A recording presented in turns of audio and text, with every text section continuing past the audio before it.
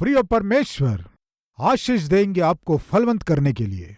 सुनिए, रूत को परमेश्वर आशीष दिए। कैसे आशीष दिए? जब वो घर से बाहर कदम रखी, उसके हाथ में एक फूटी कौड़ी भी नहीं थी। उस समय के लिए कुछ मिलेगा ये सोचकर, उस वक्त के लिए, एक वक्त की रोटी के लिए, उस वक्त भोजन करने के लिए बाले बिनने खेत में जाकर जब वो लौट कर आई, थोड़े से अनाज के साथ नहीं आई। बाइबल में हम देखते हैं, रूत की पुस्तक 2 अध्याय 17वें वचन से पढ़ेंगे। तब जो कुछ बीना था उससे फटका और वह कोई ऐपा भर जौ निकला, यानी लगभग 2 जन मिलकर खाएंगे तो 7 दिन तक चलेगा। इतना अनाज उसे मिला, वो फलवंत हुई। परमेश्वर उसे फलवंत किया। वो 1 दिन के लिए मांगी, परमेश्वर 7 दिन के लिए दिया। वो आशा की एक वक्त की रोटी मिल जाए तो काफी है, एक वक्त के लिए कुछ मिल जाए आशा की। परमेश्वर सप्ताह भर का भोजन उसे दिया। आप कहेंगे प्रभु एक वक्त की रोटी मिल जाए तो काफी है। प्रभु कहेंगे एक वक्त की रोटी क्या, पूरे सप्ताह भर के लिए मैं दूंगा। इस तरह परमेश्वर वाचा बांधेंगे।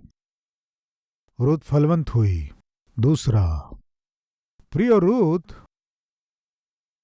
परमेश्वर हमें आशीष क्यों देते हैं जानते हैं? गैर लोग देख सकें इसलिए। फलवंत होने के लिए परमेश्वर क्यों आशीष देते हैं? फलवंत होने के लिए परमेश्वर क्यों आशीष देते हैं? गैर लोग देख सकें इसलिए। इसका अर्थ जानते हैं आप? गैर यानी कौन है? कौन है बताइए? गैर यानी गैर लोग, यानी कौन? दूसरे लोग। परमेश्वर आपको क्यों आशीष देते हैं जानते हैं? दूसरे लोग जानना है। क्या जानना है? उस दिन रूत घर से खाली हाथ गई, लेकिन कहां गई थी? बोझ के खेत में गई थी। प्रिय, बोझ के खेत में जाकर रूत वापस लौटते हुए खाली हाथ नहीं आई। सिर पर गठरी लेकर आई, उस गठरी को उठाकर आई। लोग सोचे होंगे तो खाली गई थी, खाली हाथ गई थी, कहां जाकर आ रही है? किसी ने कहा होगा बोझ के खेत में जाकर आ रही है। वो बोझ महान व्यक्ति है, वो बोझ भला व्यक्ति है। इस कंगाल विधवा की सहायता करके भेजा। घटरी को सिर पर रखकर आ रही है। इस तरह जब आ रही थी, गैरों ने उसे देखा। जो खाली हाथ गई थी वो व्यक्ति उसे जितना भोजन वस्तु चाहिए समृद्धि से ला रही है। प्रिय भाई और बहनों, जब वो गठरी के साथ आ रही थी, सारे लोगों ने उसे देखा। सारे लोगों ने देखा खाली जीवन को भरपूर होते हुए। परमेश्वर क्यों आशीष देते हैं जानते हैं? आपके चारों ओर के लोग देखना है। आप यीशु मसीह पर विश्वास किए, आपका जीवन भरपूरी के साथ उमड़ रहा है। इसे आपके आसपास के लोग देखना है, आपके रिश्तेदार देखना है, आपके मित्र देखना है। यीशु पर विश्वास करने से ये कितना आशीष पाई। मलाकी की पुस्तक 3 अध्याय 12वां वचन। तब सारी जातियां तुमको धन्य कहेगी, क्योंकि तुम्हारा देश मनोहर देश होगा। सेनाओं के यहोवा का यही वचन है। अन्य जाति तुम्हें देखकर धन्य कहना है। धन्य यानी आशीषित किए गए लोग। आपके चारों ओर के लोग आपको देखकर आहा, ये कितने आशीष को पाए हैं, ये कितने बरकत को पाए हैं। उस प्रभु पे विश्वास करने के बाद बहुत आशीष पाया है। प्रिय, मेरे स्कूल में मेरे मित्र जानते हैं मैं प्रभु पर विश्वास करने से पहले कैसा शरारती जीवन जिया। प्रभु पर विश्वास करने के बाद मैं कितना आशीषित हुआ, मेरे स्कूल के क्लासमेट को मालूम है, मेरे कॉलेज के क्लासमेट्स को मालूम है। कभी वे मिलते हैं तो कहते हैं प्रभु पर विश्वास करने के बाद तुम बहुत आशीषित हुए हो। प्रियो, वो कहते हैं जब मैं उस प्रांत में गया, आपके पोस्टर देखकर मैं आश्चर्य किया, ये वही सतीश है जो हमारे साथ पढ़ाई किया। इतना आशीषित हुआ है। प्रियो, उन दिनों सिंगापुर में मेरे मित्र मिले, वे भी यही कह रहे थे। स्कूल में हम साथ पढ़ाई किए। उस समय हम में से किसी ने भी कल्पना नहीं की कि आप इतने आशीषित होंगे। प्रियो, वे क्या बोले जानते हैं? इतने महान नाम को कमाए हुए आपको हमारा क्लासमेट है कहकर हम गर्व करते हैं, आनंदित होते हैं। प्रियो, परमेश्वर आपको क्यों आशीष देता है जानते हैं? आपके चारों ओर के लोग जानना है। क्या जानना है? प्रभु पर विश्वास करने के कारण आप इतना आशीष पाए हैं। वो आशीष धन ना हो, आनंद हो सकता है, संतुष्टि हो सकती है, शांति हो सकती है, संतोष हो सकता है। प्रभु पर विश्वास किए इसलिए इतनी शांति से जी रहे हैं। प्रभु पर विश्वास किए इसलिए इतने आनंद से जी रहे हैं। प्रभु पर विश्वास किए इसलिए इतने संतुष्टि के साथ जी रहे हैं।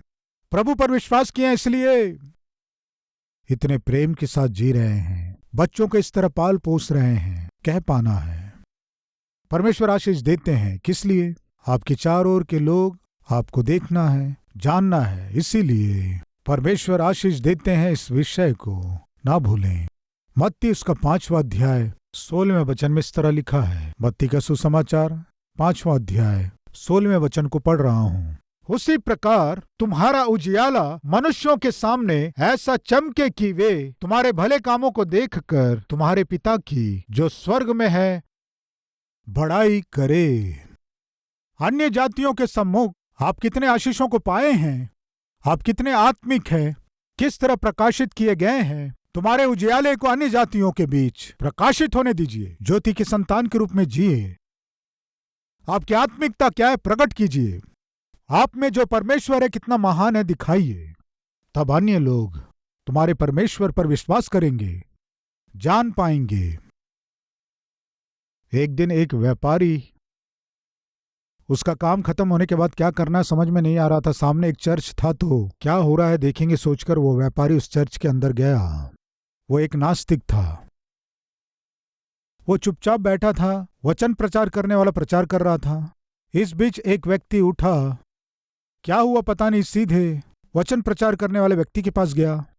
जाकर कुछ कहने लगा। इस तरह कहने लगा तो वो जो प्रचार कर रहा था वो प्रचारक थोड़ा झुका, कुछ कहना चाहता है सोचकर कान को इस तरह रखा। वो कान में तमाचा मारा।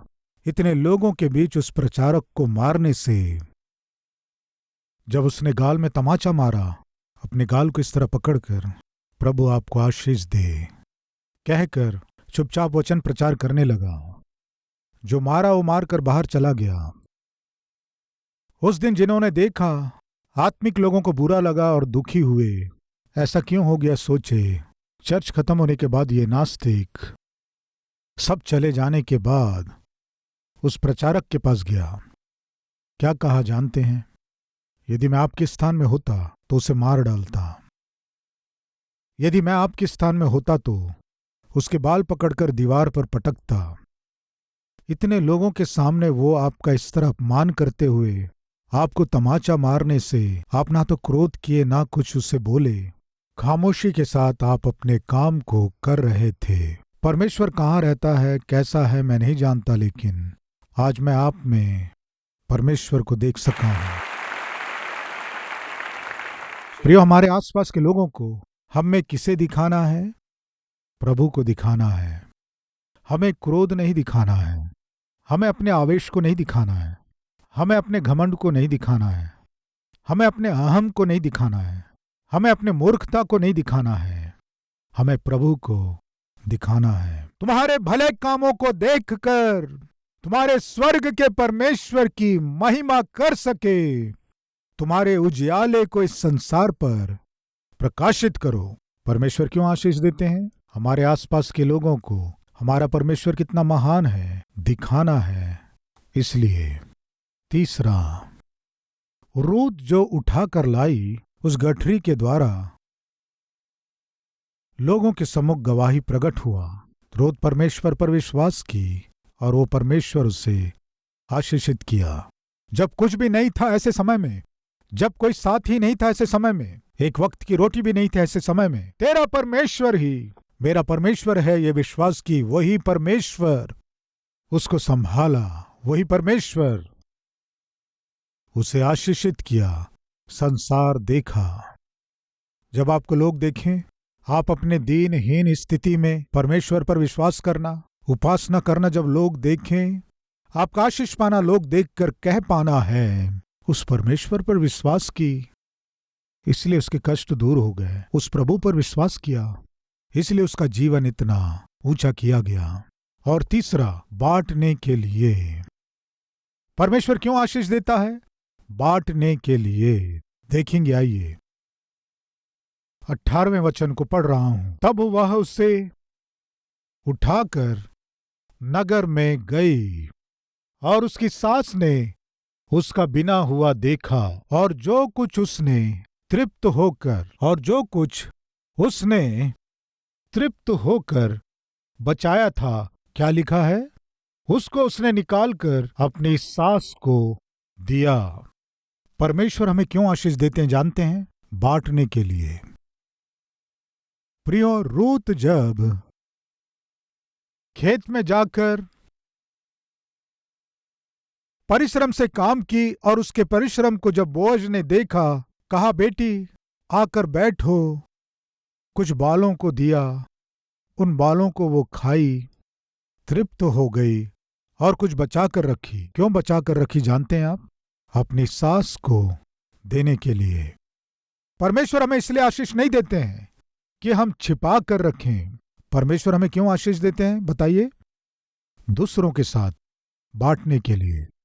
फिलिस्तीन राज्य में 2 सागर हैं, एक मृत सागर, दूसरा गलील सागर। मृत सागर और गलील सागर, ध्यान से सुनिए। यरदन नदी बहते बहते बहते गलील सागर में गिरता है।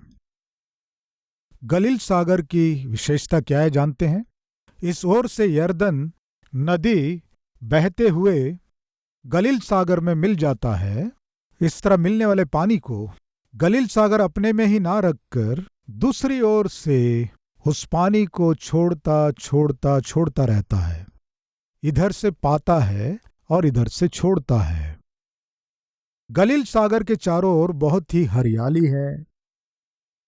गलील सागर में विभिन्न प्रकार की मछलियां हैं।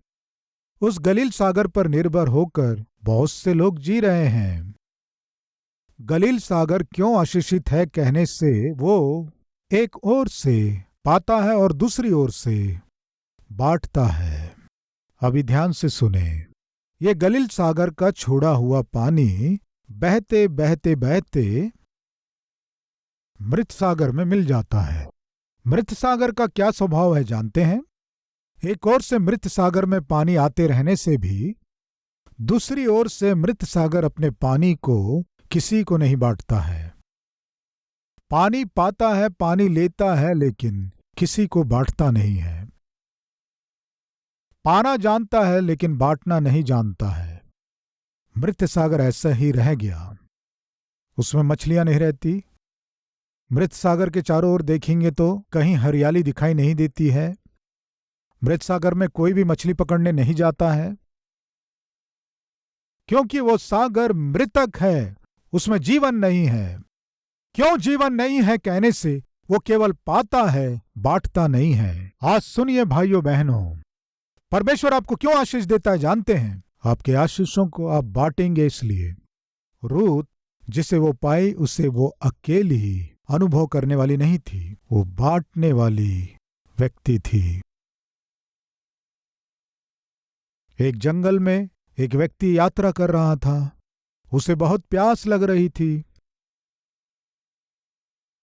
पानी के लिए वो बहुत परिश्रम किया। पानी के लिए वो घूमने के बाद एक टूटा हुआ छोटा सा घर दिखाई दिया। जल्दी से वहां जाने से उसे एक पंप दिखाई दिया। हाथ से मारते हैं ना, वो पंप दिखाई दिया। जल्दी से जाकर पंप मारने की कोशिश किया, पानी नहीं निकला। वहां एक छोटा बोर्ड था। उस बोर्ड में क्या लिखा था जानते हैं? उस टूटे हुए घर में एक घड़ा है, उस घड़े में पानी है। उस पानी को लाकर इस पंप में डालो। उसके बाद आप पंप मारोगे तो इस पंप में से पानी निकलेगा। आपको जितना पानी पीना है, पीने के बाद फिर से उस घड़े में पानी भरकर वहां रख दो, इस तरह लिखा था। सच है, इस मरुस्थल में घड़े में पानी। जल्दी से उस टूटे हुए घर के अंदर जाने से एक कोने में घड़ा था, उस घड़े में भरकर पानी था। ध्यान से सुनिए, आप अपने आप को उस स्थान में रखकर सोचिए। बहुत प्यास लग रही थी, मुंह सूख रहा था, जाकर देखने से घड़े में पानी भरा था। आपके पास 2 बोतल खाली हैं। जल्दी से घड़े का पानी पीकर आपके बोतल में भरकर जाओगे, या घड़े का पानी लाकर पंप में डालकर पंप मारकर आपको जितना पानी चाहिए भरकर पीकर उसके बाद घड़े में भी भरकर रखोगे? क्या करोगे? पहला काम करोगे या दूसरा काम? नहीं, हम कलवरी आवाज सुनने वाले हैं। कलवरी आवाज सुनने वाले हैं तो क्या ऊपर से टपके हैं? क्या करेंगे बताइए? सुनिए, मान लीजिए पंप में आप पानी डाल दिए। पानी डालने के बाद, घड़ा पूरा खाली करने के बाद पंप मारने से पानी नहीं निकला तो ये घड़े का पानी भी गया और उस पंप से पानी भी नहीं निकला, सब गया। अगर पंप से पानी निकला, समझो मैं भी पी सकता हूं, फिर से घड़ा भर सकता हूं। भरकर उस घड़े को वहां रखने से आने वाले के लिए, उसके बाद वाले के लिए, उसके बाद वाले के लिए, पीढ़ी पीढ़ी के लिए ये पंप पानी देता ही रहेगा। समझ में आया कुछ आपको? अगर उस घड़े का पानी इसमें डालकर पंप मारने से, पानी आने से फिर से उस घड़े को भर कर रखने से, सुनिए, पीढ़ी पीढ़ी तक पानी मिलता ही रहेगा। अब इसे क्या करना है? इसे क्या करना है? किसी और को पानी मिलना है ये सोचकर मैं पिए बिना उसमें डाल दूंगा, गलती से पानी नहीं निकला तो मेरा क्या होगा? दूसरे के विषय में मुझे क्यों सोचना है? मेरे बाद वाले के विषय में मुझे क्यों सोचना है? घड़े में पानी है, मैं पीने से काफी है सोचकर जल्दी से पीकर अपने बोतल भरकर अपने रास्ते चला जाए तो सुनिए, अब कभी भी उस पंप में से पानी नहीं निकलेगा। प्रिय स्वार्थियों के कारण इस संसार का कभी भी भला नहीं हो सकता। इस संसार का भला करने वाले अपने परिवार का, अपने मित्रों का, अपने रिश्तेदारों का भला करने वाले कौन है जानते हैं? अपने पाए हुए आशीष को दूसरों के साथ बांटने वाले। प्रियो, केले का पेड़ है ना, वो केवल एक केला नहीं फलता है, क्या करता है बताइए? पूरा गुच्छा 50, 60, 70, 100, 150 इतना बड़ा गुच्छा लगता है। हमारे गांव में क्या करते हैं, केले के पेड़ में गुच्छा लगने से हमारे लोग क्या करते थे, आसपास के सभी लोगों को बांटते थे। आप बांटते हैं कि नहीं मैं नहीं जानता, लेकिन मैंने देखा है हमारे लोग क्या करते थे। वो पेड़ अच्छे से फल देने से फलों को काटकर उनको दो, इनको दो कह के सबको बांट देते थे। प्रियो, जब हैदराबाद में नया आया था, मेरे साथ एक मोटा लड़का था। वो हॉस्पिटल में भर्ती हो गया। उसे हॉस्पिटल में क्यों रखे कहने से केले के पेड़ में केले का गुच्छा लगा। जब उसे काटा तो उसे क्या करना है? 1-2 वो खाकर बाकी सबको उसे बांटना था, लेकिन नहीं, गुच्छा अपने सामने रखकर प्रियो पूरा खा लिया। वो इतना हो गया था, ले जाकर हॉस्पिटल में डाल दिए। सावधान प्रियो, मेरा है सोचकर सब आप ही खा जाएंगे तो इतना बढ़ जाएगा। इन फलों को देखिए, वे छिपा कर नहीं रखते हैं, क्या करते हैं जानते हैं? बांटते हैं। हर एक पेड़ और पौधे को देखिए, वे क्या करते हैं, उनका फल हो या उनके फूल हो, क्या करते हैं? आप अपने आप जाकर तोड़ेंगे तो तोड़ने देंगे, नहीं तोड़ेंगे तो झड़ जाएंगे। अपने आप को दे देते हैं, छिपाना इनको बिल्कुल नहीं आता है। परमेश्वर भी यही चाहते हैं। उस पंप में यदि आप पानी डालेंगे तो पीढ़ी पीढ़ी तक पानी रहेगा। उस पंप में पानी डाले बिना मैं पी लिया तो काफी है सोचेंगे तो अब उसके बाद वाले के लिए उस पंप से पानी नहीं निकलेगा। परमेश्वर क्या चाहते हैं जानते हैं? तुम अपने आप के विषय में मत सोचो। मैं तुम्हें इसलिए आशीष दे रहा हूं कि तुम पीढ़ी से पीढ़ी के लोगों के लिए आशीषदायक रहो। इसलिए अब्राहम मेरे पीछे हो ले, मैं तुम्हें आशीषित करूंगा, मैं तुम्हें बहुत से जातियों के लिए आशीषदायक के रूप में बनाऊंगा। आज इन बातों को सुनने वाले भाई और बहन, आप पीढ़ी से पीढ़ी के लोगों के लिए आशीषदायक बने, इसलिए परमेश्वर आपको आशीष दिया है।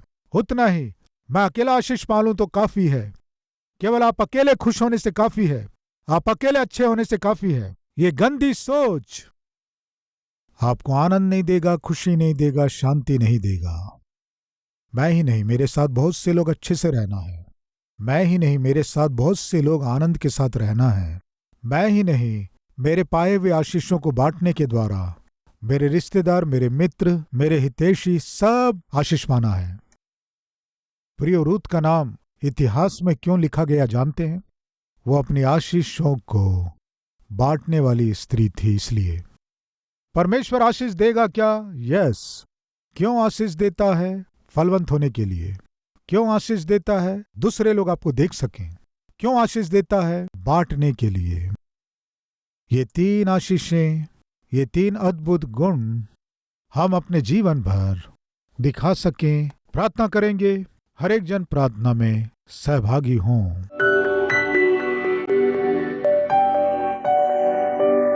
पवित्र प्रेमी परमेश्वर पिता, आप हमें आशीष देते हैं, आशीष देना चाहते हैं। किस लिए? ताकि हम बहुत आशीषित हों। किस लिए? हमारे फल और भी लोग देख सकें। किस लिए? क्योंकि हम बांट सकें। इसलिए जो आशीष बांटा ना जाए वो श्रापित होता है। जिस आशीष को दूसरे पा ना सके, दूसरे देख ना सके, वो मिट जाता है। फल ना देने वाला जीवन आपको अपमानित करता है। आज हमसे सीधे और स्पष्ट बात किए। आपसे अलग होकर हम कुछ नहीं कर सकते पिता। आप में बने रहेंगे तभी हम बहुतायत से फलवंत होंगे। आपके साथ रहने का जीवन हमें दीजिए, यीशु के नाम से मांगते हैं पिता, आमीन। प्रिय, संदेश के द्वारा आप आशीष पाएं तो और भी लोगों को शेयर कीजिए, लाइक कीजिए और एक कमेंट कीजिए। कल फिर से इसी समय मॉर्निंग डिवोशन में मिलेंगे। शलोम।